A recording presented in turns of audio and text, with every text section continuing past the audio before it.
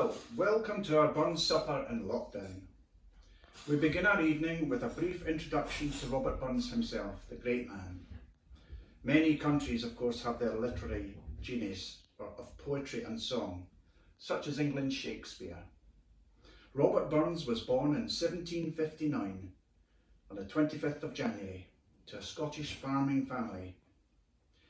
In good times he had some access to a good education, but also he missed out on a lot of schooling, and he came to know poverty and poor health, eventually dying at the young age of 37 years. Though cut short in his earthly years, his poetry lives on across the world. Some even attribute the birth of the democracy in America following the Civil War as being impossible to exist without the influence of Burns's poetry. As a child myself, I was inspired by Burns as I took part in the annual school competitions for the recitation of Scottish literature. Much of his poetry is so close to nature and humanity, and therefore is accessible to all. It doesn't matter if you're a 7-year-old child like myself, a surgeon or a dustman. His gift knows no boundaries. One of his poems, "A Man's a Man for A' That," speaks so much of equality, and in so many ways, Robert Burns was far ahead of his time. One of my favourites from his poems includes this extract from To a Mouse. But to set the scene, imagine the field mouse, discovered by the young ploughman at work, whose heart reaches out at the tragedy of his actions as his plough slices through the nest of the field mouse.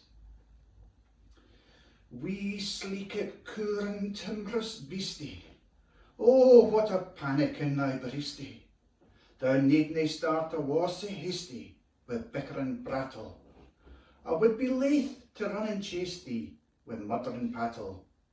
I'm truly sorry man's dominion has broken nature's social union, and justifies that ill opinion which makes thee startle at me, thy poor earth-born companion and fellow mortal."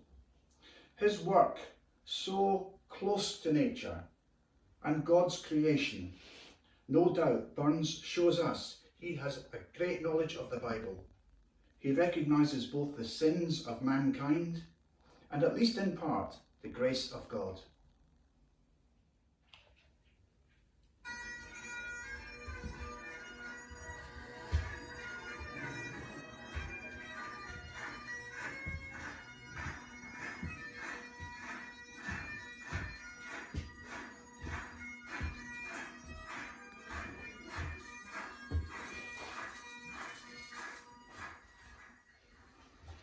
Right, well, thank you to Angus for helping me to pipe in the haggis there. Much appreciated, Angus. You can just have a sit over there for a little while. Thank you so much for your help. And now, ladies and gentlemen, we have the address to the haggis.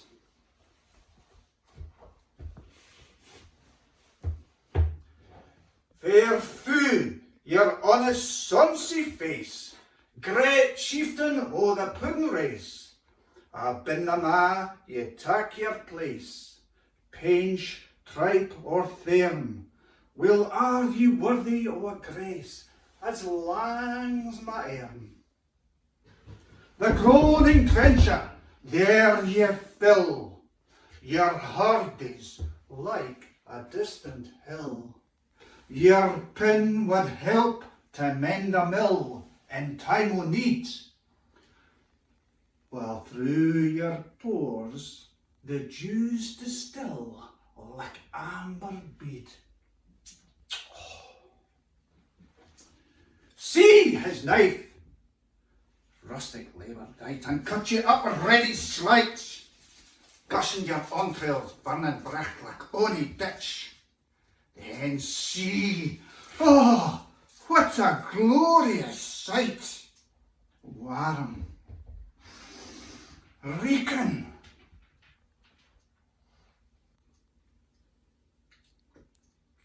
aye, aye rich.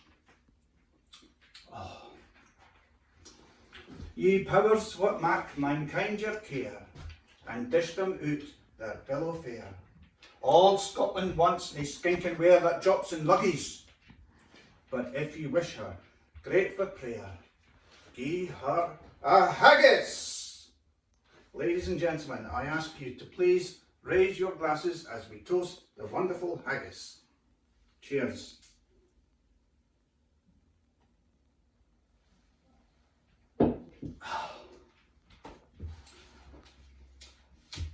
Now, having done the toast of the haggis, before we sit down and enjoy our meal, of course it's right and proper that we say the Selkirk Grace. So here we go.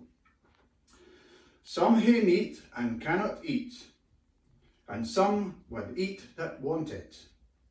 But we hae meat and we can eat, and say the Lord be thanked.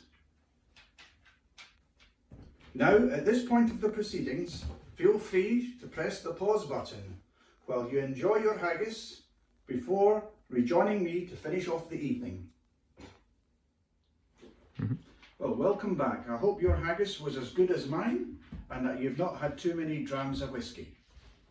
Usually at a burnt supper we would have a toast to the lassies. So here's to my lovely wife Jenny.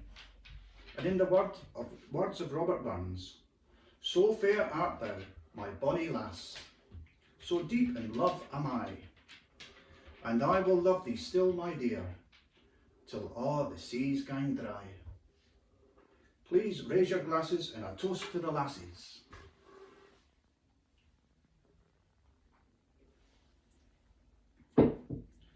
Now, following a toast to the lassies, generally there's a reply from the ladies. Now, my wife is a little shy, so I'll just read out some words which I'm sure she would want to reply with. And no doubt it'll be a good fit for most of us men. Darling husband, you light up my world. You're so loving, gentle and kind. As you leave for work each morning, I feel a tear in my eye. I long for your return each evening, that you'll hold me in your arms. Let me just check. Did I miss anything? Is that okay? Yeah, she's not saying anything, so I think that was just fine. Moving on swiftly. In this last year, we've all been in and out of lockdown. It's been a difficult time to say the least, dealing with loss, missing out on meeting up with family and friends, and indeed as a whole congregation at St Luke's, as well as various other activities and organisations, places we might have normally gone to. We welcome, of course, the arrival of the vaccines, and we hope for a better year ahead. And so now, in tradition, we close our evening with the first and last verse and chorus from Auld Lang Syne.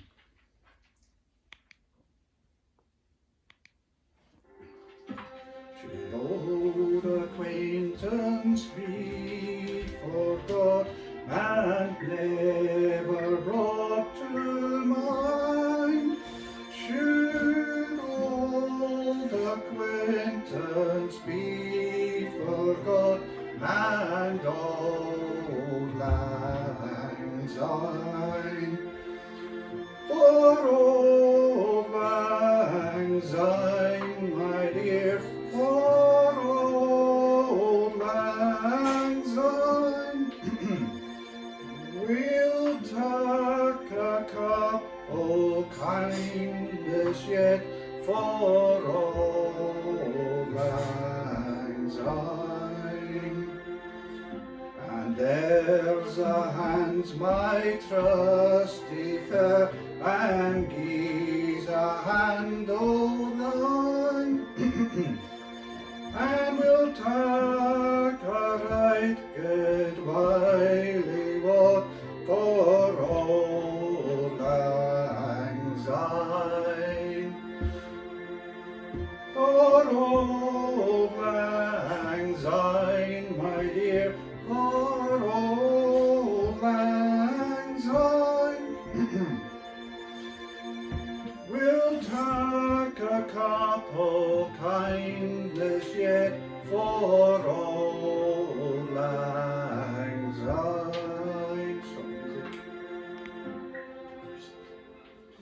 Well, thank you very much for joining me tonight. May God bless you all as we look to the future. Good night and thank you.